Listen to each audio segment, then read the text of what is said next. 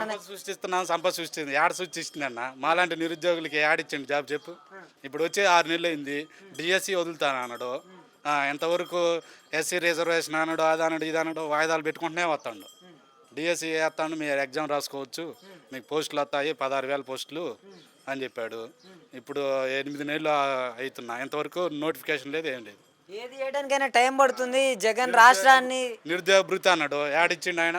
నిరుద్యోగ భృతి అన్నాడు, ఉచిత బస్సు అన్నాడు, సూపర్ 6 అంటే భయం వేస్తుంది అంటాడు. సూపర్ 6 అంటే నాకు భయం వేస్తుంది. మరి అలాంటప్పుడు హామీలు ఎందుకు ఇవ్వాలన్నా చెప్పు?